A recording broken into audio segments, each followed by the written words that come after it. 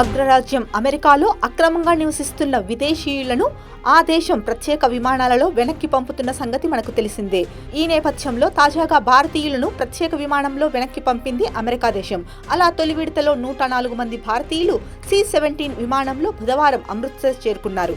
అయితే భారత వలసదారుల చేతులకు సంకెళ్లు, కాళ్లకు గొలుసులు వేసి స్వదేశానికి పంపించినట్లు కొన్ని దృశ్యాలు సామాజిక మాధ్యమాల్లో వైరల్ అయ్యాయి. దీంతో ఇది కాస్త రాజకీయ వివాదానికి దారితీసింది.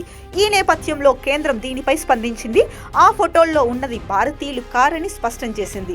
అమెరికా నుంచి భారత్ వచ్చిన విమానంలో వలసదారుల కాళ్లకు గొలుసులు, చేతికి సంకెళ్లు ఉన్న దృశ్యాలు నిన్న సోషల్ మీడియాలో వైరల్గా మారాయి. దీనిపై కాంగ్రెస్ నేతలు తీవ్రంగా స్పందించారు.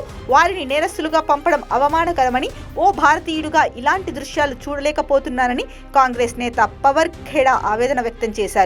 దీంతో ఇది కాస్త చర్చనీయాంశమైంది.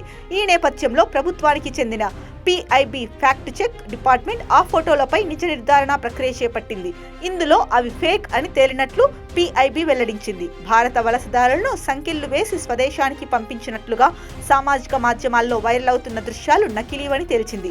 ఆ ఫోటోల్లో ఉన్నది భారతీయులు కారు. వాస్తవానికి అమెరికాలోని కొందరు అక్రమ వలసదారులను గ్వాటెమాలాకు పంపిస్తున్న చిత్రాలవి అని రాసుకొచ్చింది.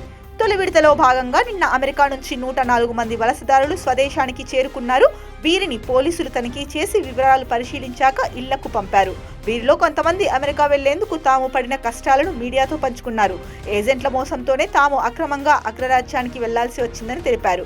అమెరికా హోంల్యాండ్ అధికారుల లెక్కల ప్రకారం 20,407 మంది భారతీయుల వద్ద సరైన పత్రాలు లేనట్లు గుర్తించారు.